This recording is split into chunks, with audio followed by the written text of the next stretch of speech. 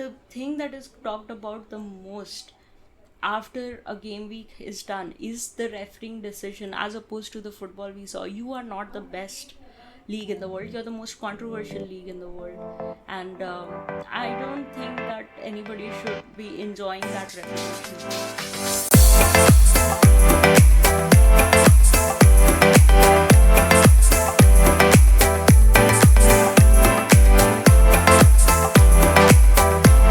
Hello, everyone, and welcome to another episode of Kicks and Cup podcast, a podcast that unites checkered flags and offside flags. Today, I'm talking about Premier League Game Week 21. Predominantly, it's going to be a Liverpool episode, but I am also going to cover other teams as well. So, quickly, let's go through the results of the game week. Brentford versus Manchester City. Manchester City again blew a 2-0 lead over Brentford. I'm see, Manchester City, I do not consider them a threat as of right now. They are signing players for sure. 100% they are going to sign Omar Marmoush. They're also getting some defensive reinforcements for their team. So it remains to be seen what they can do in the rest of the season. But I think going forward, it is safe to assume that it is a little bit too late. I don't think. I mean, we have seen Manchester City go on these runs in the second half of the season, but I think they have dropped way too many points in the first half of the season to be able to make those up. But again, like I said, I'm worried about Liverpool, so we'll see. So like I'll do a total summation of what I think the title race could look like. Also, Erling Haaland reportedly has signed a 9-year deal with Manchester City. This also, like, I'm confused. I feel like, does this somehow mean that Manchester City is not getting any repercussions of the 115 charges, which increased to 130 charges? But is there, like, are they just going to get away with a fine? I'm not sure, but when you hear these reports, it always feels like maybe nothing's going to happen, despite the fact that there are these charges, these accusations. Of course, innocent until proven guilty, but they are there, and maybe nothing comes of it, because if one of the best strikers in the world is signing a 9-year deal with a club that everybody's thinking might get a huge points reduction and might get relegated, you never know. And I mean, to be fair, he could always go out on loan until Manchester City comes back into the Premier League, which I think they will in a year. I don't think, if that does happen, I don't think they'll be in championship for more than a year. So I don't know. West Ham United versus Fulham. Fulham loses to West Ham United. Again, I don't know what has gotten into Fulham, because I think during the last part of the season, last year at least, they took points away from Chelsea, from Arsenal, from Liverpool. They were looking like a team that was just on a charge, and I think for some reason they're not able to perform against these, lower to mid-table teams. I mean, they themselves seem to be kind of thereabouts, but certainly above West Ham. But again, incredible performance by West Ham, and I will be coming in clutch, scoring 2 goals for them. Chelsea versus Bournemouth. Reece James finally makes an appearance and gets a goal. I think it's fair to say that Reece James, if he had better availability, could have been a very good asset for Chelsea. They are currently thinking about calling back Chalobah from his loan thing. So I think Chelsea again is concerned with their run of results that they've had for the last couple of weeks. And it is crazy to me because Chelsea has, start of the season we all made fun of Chelsea for signing so many players, but I think Enzo Maresca has done a good job of identifying the players that he would be involved with. But I still think that, you know, it is crazy to me that Chelsea are still active in this transfer window. I mean, they're still signing and I mean, not signing too many players, but they are still in the market for players. Um, there is a deal to be reported for Tel and Nkunku with Bayern Munich. It's kind of like a swap deal. So I don't know about that. Nottingham Forest Liverpool was a 1-1 draw. I have so many thoughts on that, and just Liverpool as a whole, that I will cover that in more details later. Quickly then running through Everton Aston Villa. Aston Villa barely gets a win. Leicester City versus Crystal Palace win. Newcastle versus Wolves 3-0. Alexander Isak for becoming a force of nature. He's becoming as ruthless as Erling Haaland was in the last couple of seasons. Like, it almost seems like he is inevitable and he will score. Then Arsenal versus Tottenham, North London derby. Again, this is a match that I kind of want to discuss in a little bit detail, but Arsenal win that match. And then there was the match between Brighton and Ipswich Town, which Brighton won. And then Manchester United versus Southampton. Ahmad with an incredible hat-trick in the last 10 minutes of that game. So good on Manchester United to get that win against Southampton. I mean, one would expect, they are currently sitting 20th, so one would expect them to get that win. So that is the result roundup of Premier League Game Week 20. Now, before I get into Liverpool, I want to talk about the Arsenal-Tottenham match. So Arsenal-Tottenham and the Liverpool games were the only games I watched because they were nighttime fixtures. They're like around 1:30 in the night here. Arsenal were so aggressive from the get-go, which I kind of liked. Arsenal this year has kind of been, what do you say, a bit mild, a bit meh. But I think the defeat in the FA Cup against Manchester United, where they just could not get a goal and then lost on penalties, seems to have done something. Or maybe it could just be the fact that it's a derby. They would be remiss to lose to Tottenham. They would not like that. So I can understand that. I mean, it's the same thing. Like, derby games are something different. It's not just about the form. The first goal that came from Tottenham, I think, was 20 something minutes in, which was, I think, around the first time they were able to get out of their half and even be able to attack Arsenal. The one thing I will say for Arsenal is that while they were aggressive, I don't think their aggressiveness necessarily resulted in a lot of shots. They had a total of 9 shots in that game, out of which 4 were on target. And granted, I mean, that's one way to dominate your opponents, right? If you don't let them get out of their own half, they can't attack you. Good strategy. I don't know if it could work for every team, but I mean, Arsenal have found something. But even when they were still in their attacking half and in Spurs' half and within their box, and they didn't look dangerous enough. Again, I think the numbers speak for themselves. While they were there and while they had a majority of possession, they dominated possession. Their attacks did not seem like too threatening. The other thing from that game was the controversial corner which got them the first goal, which was a Solanke own goal.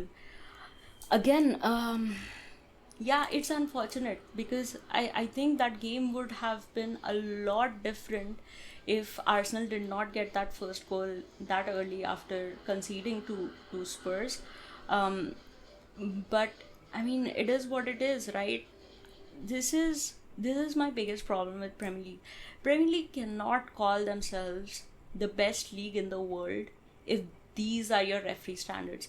Every single game weekend, we have one or the other conversation about how a refereeing decision was controversial, how a similar offense that has happened in the past or within the same game week has been given or judged differently, which is the problem. And I 100% understand no two fouls are same, no two instances in football are the same. And it's an argument that I got a lot for F1 as well. But I think in principle, the rules should be same. Sure, the way a foul occurs is going to be different, but the rules are same. It happened in the Chelsea match as well with the Kukurea hair pulling thing. Again, a game that ended in a draw, but had Bournemouth gone a man down, could have ended up differently. So, but the problem, I don't want Bournemouth to get red. I mean, maybe I do because I'm married to a Chelsea fan, but I don't want that to happen. I don't want games to be decided over a red card. But if something is an obvious foul, if something is an obvious offense that has gotten a red card in the past, why are these referees scared to make those same calls when they are presented with that opportunity? I will not understand that. And again, like, these cannot be your refereeing standards. Then do not pretend that you are the best league in the world because, oh, the teams are close. Like, in terms of the teams playing, yes. In terms of, having upsets over a season, yes, 100%. Our teams competitive with each other? Our teams able to can we have these predictable matchups as opposed to, let's say, other leagues where the top teams are more often than not, they're just inevitable. It is going to happen that they are going to win. Maybe you can make an argument for that. But if your refereeing decisions are going to be, if the thing that is talked about the most after a game week is done is the refereeing decision as opposed to the football we saw, you are not the best league in the world. You're the most controversial league in the world. And I don't think that anybody should be enjoying that reputation. So for Tottenham, I will say is that it was a poor performance. I would not say it's a poor performance, but like, they just did not have an answer for Arsenal's aggressiveness. And I think during the second half they were much better, and they could have gotten another goal. I personally thought that Tottenham's attacks and attempts at goals were better and more threatening than Arsenal's, but again, could be my bias against Arsenal. I do not like them. I think this is the third game of Arsenal's that I've seen. No, sorry, fourth game, I would say, of Arsenal's that I've seen, and their players not likable to me, at least personally. But congratulations to Arsenal. Right now, they are 4 points behind us, and Liverpool has a game in hand, which brings me to Liverpool versus Nottingham Forest. Again, a game of two halves. Second half, we come out, we have good chances, we get the equalizer, but we can't get the winner. The problem I have is, and again, this has been our story for quite some time. Like, even in the start of the season, used to be a game of two halves. We would play the first half, which was not by any means the best of the best performances. Second half, we would come back when Slot has made his tweaks and everything, and given a game plan as to how to win against the opponent that we are playing, and we would get the goals. 100%. Like, that's how we've gotten our results, and I don't have a problem with that. As long as we're getting the 3 points, do not care. But the difference is, we didn't used to concede. We didn't concede as many goals.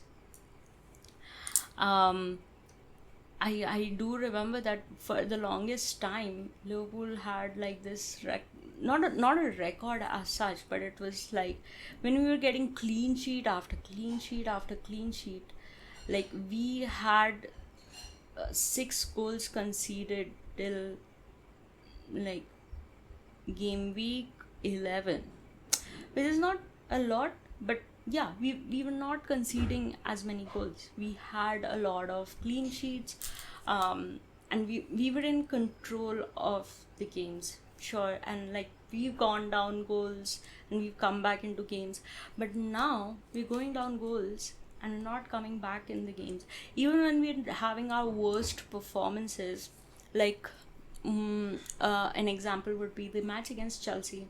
We were not at our best. We came back from an international break. The team was just out of sorts. We still got a win. Same thing with the game against Southampton. We were not at our best, but we still managed to get the win. And I'm totally okay. I do not think that Liverpool wins every single game. And yeah, we've drawn a few. But there has to be a solution, and I think the solution is to get more players in, be active in this transfer window, because what I see right now is teams having an answer to our tactics, players running out of their creativity, players having fatigue. And I know, yeah, they have been rested and everything, so I'm not talking about physical exhaustion. I'm talking about these seem mentally drained. And look at the game against Forest. First half, again with the pointless crosses. First of all, our corners have gone to shit. I don't know what the fuck is wrong with both of our fullbacks, but our corners have gone to shit. If our fullbacks are taking a corner, there is a 70 to 80% chance that they will not get beat by the first man. Like the ball just does not land in the middle. And I do not understand why our team would not recognize the fact that if we are not able to win these crosses, then just abandon it. What is the point of, like, at a corner I can understand. I mean, sure, you have to do that. You can play it short, but if you don't want to play it short, sure, okay. But then those should be the only crosses that are going in. Cross after cross after cross. How are you expecting Luis Diaz to win a header against the very tall and physically built centre backs of Nottingham Forest? So, like, the players, I mean, sure, Arne Slot has amazing in-game management, and like he'll come up with a plan and all of those things, granted, but like these players are playing at a level where they should also be able to understand and make those decisions for themselves. Okay, like 20-25 minutes in, I could understand that crosses are not working, because one, the quality of crosses is bad, and even when they are half decent, they're just not able to win them. And then I know the goal we got was through a cross, but like if you look at that particular cross, the delivery was perfect. It was delivered at the perfect place, and it was delivered to a player that can jump high enough on those players and just bury that chance. You know, it is also about the player who is going to get the ball. So again, I don't know what. Now I want to talk about the squad, because I've spoken about this in our last episode, okay? So the squad currently that we have is, we have 8 players in defense, 7 in the midfield, and 6 forwards. Now the problem I have is, our defense is Joe Gomez, Virgil van Dijk, Konate, Tsimikas, Andy Robertson, Trent, Jarell Quansah, and Connor Bradley. Cool. I think on paper this looks like a good stacked up defensive squad, but here's my problem with it. Joe Gomez right now injured and is far away, in Arne Slot's own words, is far away from coming back. Cool. Jarell Quansah, I do not think is a player trusted by Arne Slot. He would rather bring Ryan Gravenberch or Endo in at centre back, like he did against Nottingham Forest when he did make those substitutions. Konate came out, and then he moved Ryan Gravenberch to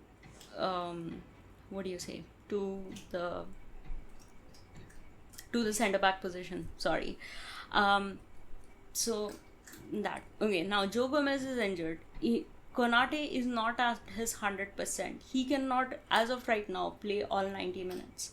So Virgil van Dijk again remains the only centre back, like fully fit, fully trusted by Arne Slot centre back that we have right now.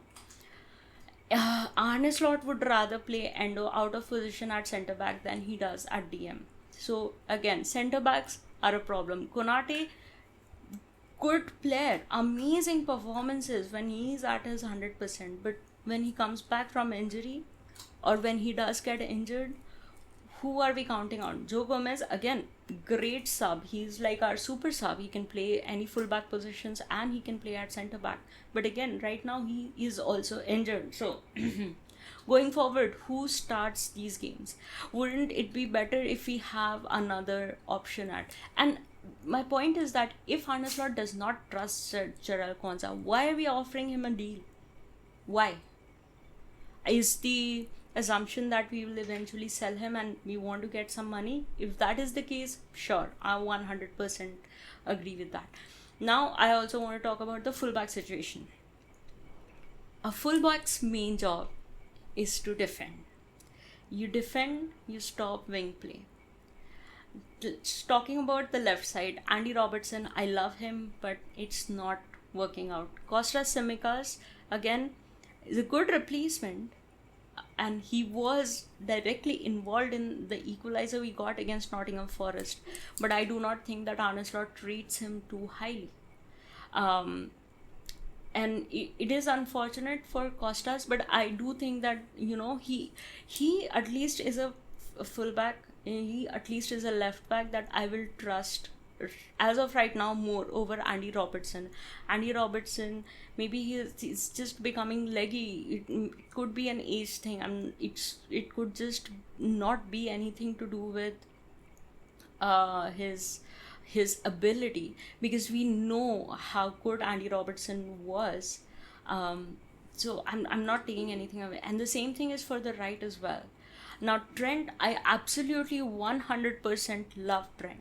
He's the scouser on the team, he's the future captain, he's a local lad, all of that. He's given us incredible memories, corner taken quickly, and we have witnessed how good he is attacking and going forward. But if you're not able to track back, which is what is needed in this system, okay, I understand Trent's importance in Jurgen Klopp's system, and I also therefore understand why him tracking back and defending was not the most priority thing that he had to do on the pitch. 100% agree. Even if we were left being vulnerable on our right side, we were still outscoring opponents, and we were also stretching our centre backs or like our midfielders to come in and do that for. In this current system, Arne Slot needs a fullback who defends, who tracks back. And more often than not, we find Trent out of position. I have no problem in him doing the thing that he's supposed to do. And I think in one of the previous episodes, I did talk about the fact that because he's focusing more on defending, he's not able to provide as much in attack as we have seen from him in the past.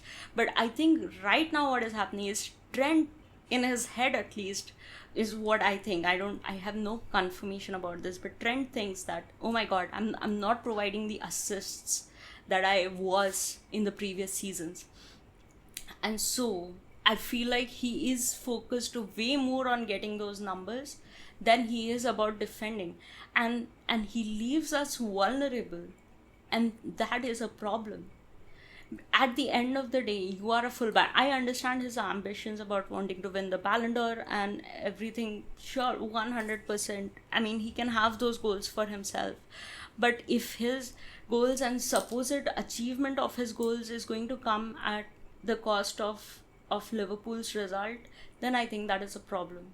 Like, Trent is not going to win the Ballon d'Or if Liverpool does not get trophies. Like, look at every club or like every player who has won the Ballon d'Or. They've won it while playing for a club that has gotten a lot more trophies. then it's usually the league winners, it's usually the Champions League winners, so, or like international trophy winners, like with Rodri this year. It's also very difficult to get a Ballon d'Or as a Premier League player. Case in point, Rodri being the first one to win since Ronaldo when he was at Manchester United. So he 100% can have that desire and ambition for himself, and I do not have a problem if he wants to go to Real Madrid. What I do have a problem with is this lack of effort, this lack of awareness of his position on the pitch that is costing Liverpool. Because both the Manchester United goals again came directly from Trent's mistake. And I mean, I don't know if you've seen, there's this clip of what do you say, Roy Keane and Jamie Carragher, and talking about Trent and his like his lack of defending on the pitch, and the discourse around this is, oh my god, it is so easy to pick on Trent, like they will always keep talking about Trent. But no, at some point you have to call a spade a spade. Liverpool fans have stood by Trent. We have stood by Trent. We have supported every single time anybody has questioned his defensive capabilities. Like, he more than makes that up for what he provides to us in attack, that we do not care if he's, as a fullback, is not the best defensive player. We do not have, absolutely do not have a problem with that. But the system is different, and you are costing us games. And the added drama of this contract scenario, you know, he's not come out and said that he wants to leave, nor has he said that he wants to stay. So when we look at performances like this, and when we look that he's the one costing us these games and these points, valuable points, then it's a problem. So that was the defensive lineup. Then you have Wataru Endo, Szoboszlai, McAllister, Curtis Jones, Harvey Elliott, Ryan Gravenberch, and Tyler Morton in the 7 in the midfield that we have. Now, Tyler Morton, again, I do not think Arne Slot rates him. There have been recent comments about him trying to figure out his future and heavily implying that it could be far away from Liverpool. It could be at some other club other than Liverpool, which is, again, not a problem. And another player I want to talk about is Harvey Elliott. Why does Arne Slot not trust Harvey Elliott? He's allowed to not rate him. I am 100% okay with that. I love Harvey Elliott. I believe in his capabilities. Some games I feel like he should be the one who should be playing instead of Curtis Jones. But again, I am not the manager. I'm not the coach of the team. Arne Slot is. And it is okay if he doesn't. So, but again, here we have a situation where on paper you would think that we have 7 midfielders, but in reality we don't. We do not, because Arne Slot does not want to play Harvey Elliott. He does not want to play Harvey Elliott in these matches that where it matters. Where we need a breath of fresh air, where we need something to just shake things up. Like the Nottingham Forest game, Salah was not having a good game. Sure, he had some chances at the end, but why not put in Harvey Elliott? Why not put in Federico Chiesa? Why not do what he did against Fulham, where he just go all out attacking? Like, and again, the problem is that, you know, you don't want to sub off Ryan Gravenberch, and we need his defense. If we are going to go in attack heavy for the last 10 minutes, we also need the few who are good at defending to. And I'm not saying Ryan is not good at defending, but again, you cannot be overexerting Ryan Gravenberch, because he's become a permanent starter and he's not played so many games. And again, we do not have a cover, because Arne Slot does not want to play Endo at DM. He would rather play him at centre back, which is okay. So again, maybe I think our centre back problem is solved.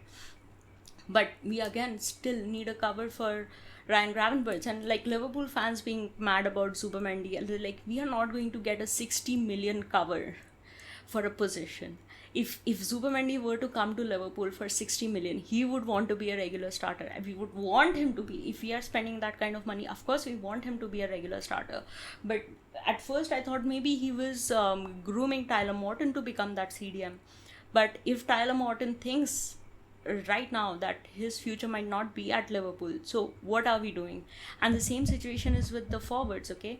So we have Luis Diaz, we have Nunes, Jota, Gakpo, Salah, and Chiesa. Chiesa, again, match fitness is a problem, and Arne Slot does not trust him to even play 15 minutes. Like, why not throw in Federico Chiesa when Salah is not having a good game? Like, just for last 5 years, we only made 3 substitutions in that game. Why is Arne Slot not using all of his substitutions?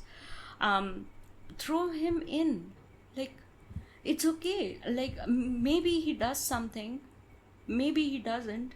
Like, at the end of the day, if he takes off Salah and brings on Chiesa or Harvey Elliott and we get a winner, he's a genius. And if we still get a draw, I mean, sure, it would have been the result either way, but at least you tried. When you have 2 more substitutions, why would you not make it? And to me, that only shows that if you do not even trust, like, the man played 45 minutes against Plymouth. How can you not trust him to play the last 10 minutes against Forest? And if not Chiesa, why not Harvey Elliott? So again, on paper, it looks like this is a stacked up team, but in reality, it is not. It is not, because Arne Slot does not trust these players to be getting the results or to be putting in performances that he wants, which is his prerogative. But then my point is, how have these conversations not taken place? How have the sporting director Richard Hughes and Michael Edwards not been active in the transfer market? We are now, today I'm recording this is the 17th of January, okay? We are halfway through January. And I get it, okay? 100% I get it that maybe some of these positions we couldn't have foreseen that we would need. I would say left back being one of them. Maybe we expected that the contract situation would be sorted out, and so we would not have to worry about who's going to be our right wing, who's going to be our right back, and then do we need another good centre back to replace Virgil van Dijk?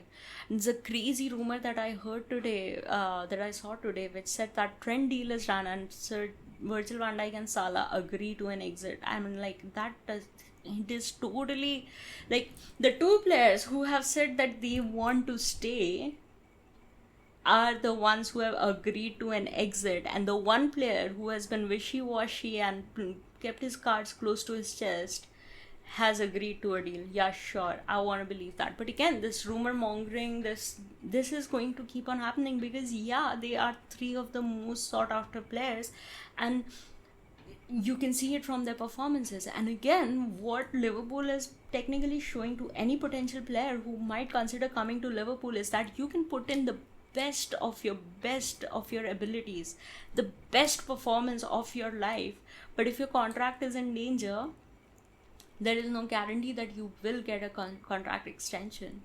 Because how are these players still out of contract? How are we just still getting rumors that Virgil van Dijk is set to sign? He's been set to sign his contract since fucking November. Like, what is the Salah link to Saudi is always going to be there. Saudi will always want Salah if that is what they're worried about. Even with Salah's contract, the problem is not money. The problem is the length of the contract. So if Salah wants 3 years, can you not just do a 2+1 and just get it done? Like, somebody has to compromise, right? And so if Liverpool were like, okay, we only want to offer you a 1 year or a 2 year deal, and Salah is adamant about 3 years, then just do 2+1 and just finish it, man. Just get it done. I can understand the concerns that you have about Salah, but if you want to replace him and his numbers this year, you're going to need at least 2 players. With Darwin Núñez, there are links to him going to Saudi or AC Milan.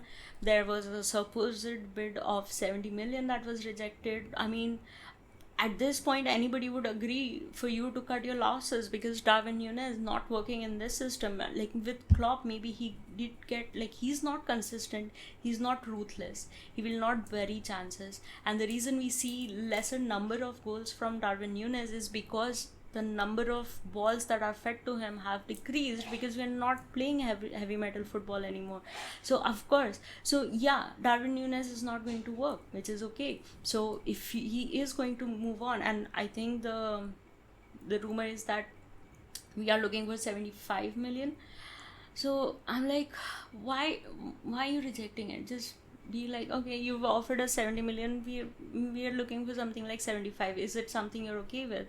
If they're okay with, just do it, and then just go and get another center forward. There are so many right now who are available. But again, if you are not able to retain your best players, or even able to recognize their importance and give them the contracts that they deserve, why would anybody want to come to Liverpool? And again, there are no activities. The last time we signed a player was in the summer of 2023, I want to say. Yeah, 2023.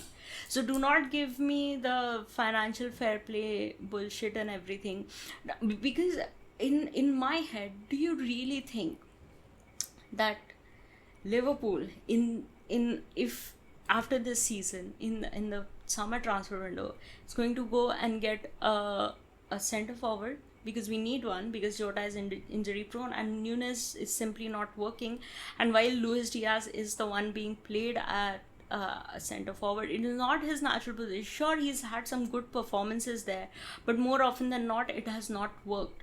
So we have Jota, who is injury prone, we have Darwin Núñez, who's not working, so we do need a center forward. Okay, at right wing we do not have somebody who can replace or produce the same numbers as Salah.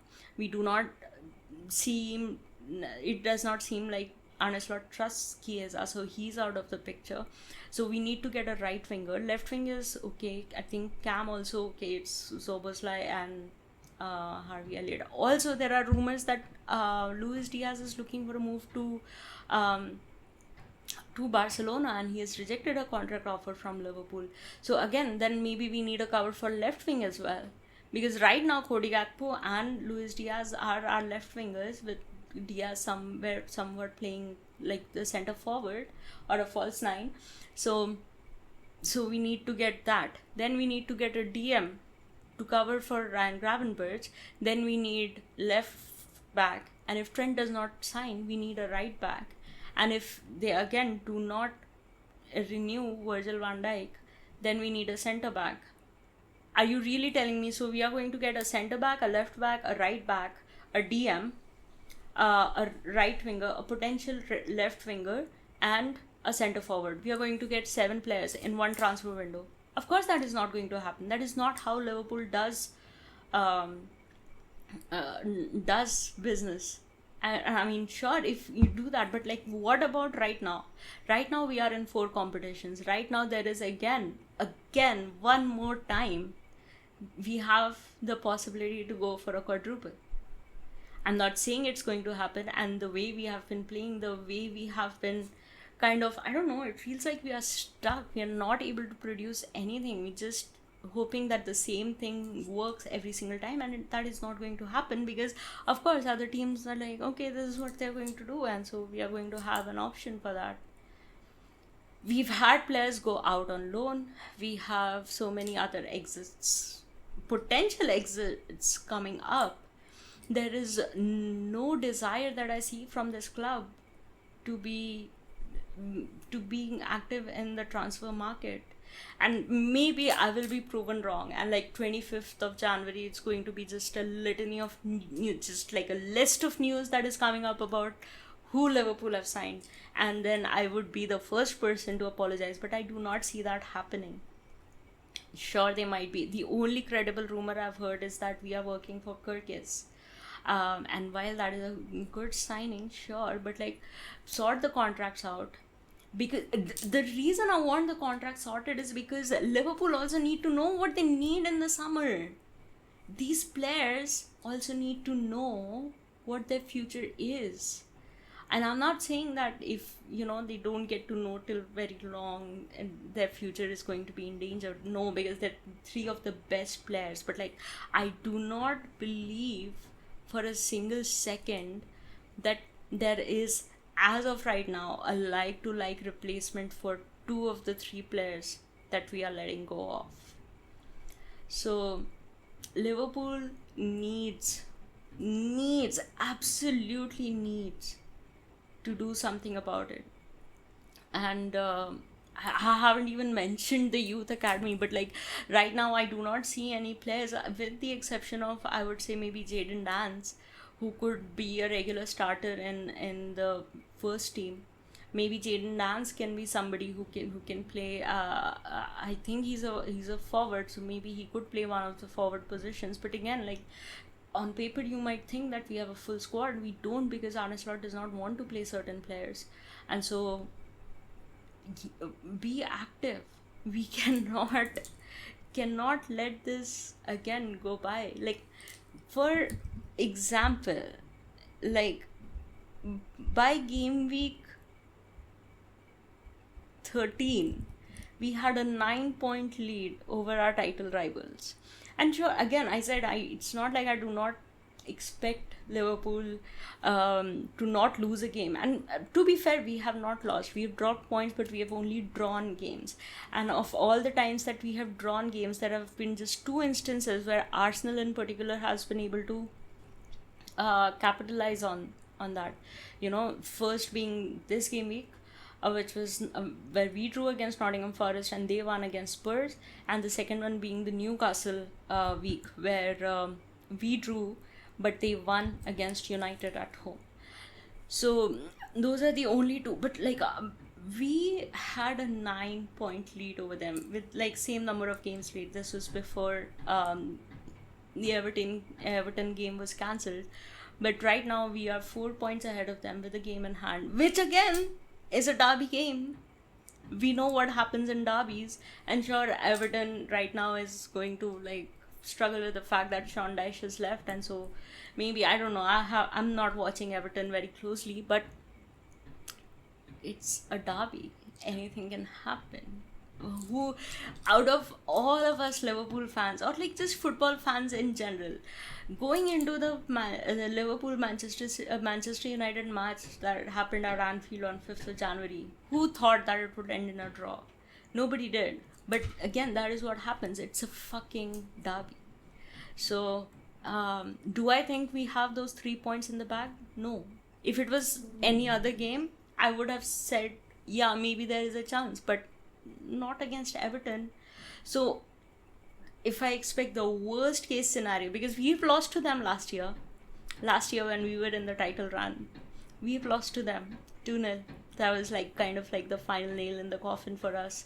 I mean, could have been earlier also, but yeah, we lost to them 2-0 at Goodison Park. It has happened. It is not out of the realm of possibility. And with Salah being like less than active and creative the way he was in the first half of the season, with our right side being exposed the way it is being exposed, and like just this uncertainty about, like, again, it is Liverpool's league to lose.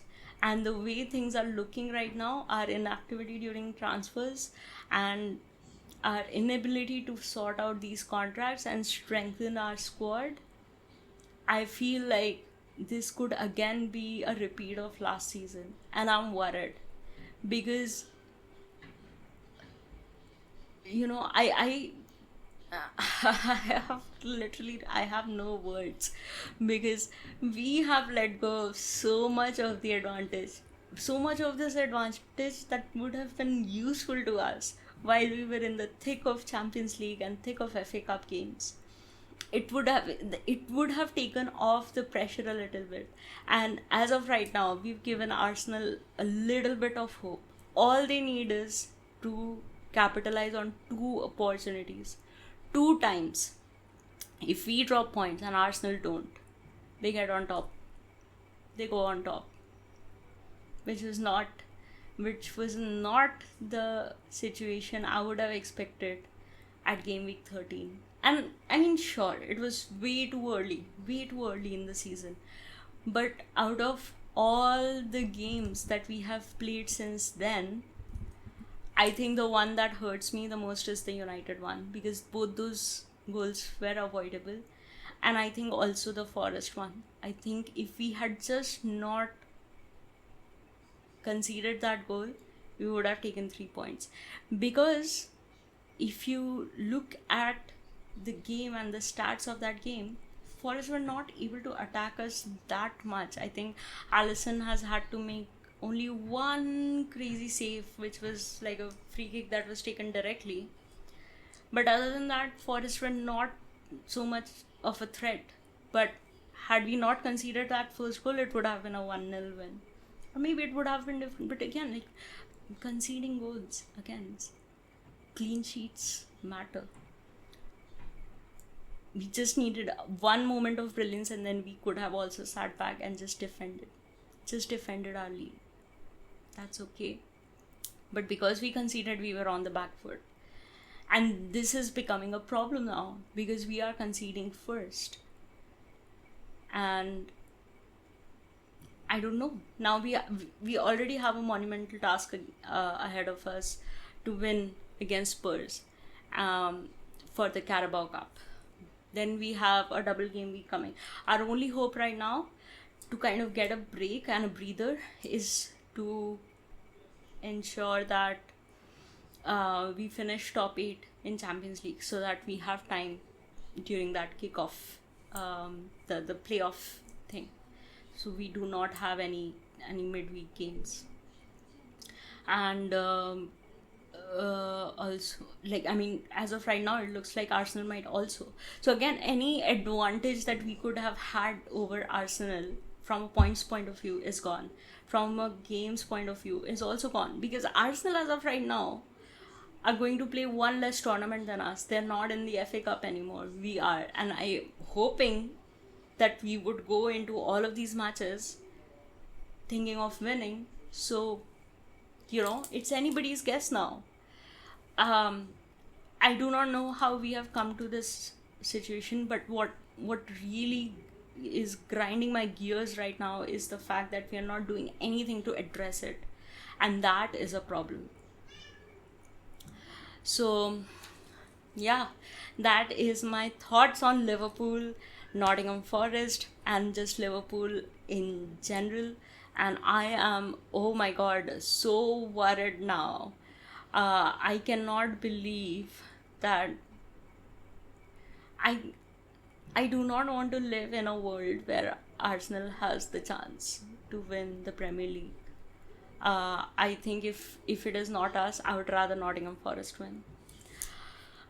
So thank you for listening, for watching this episode.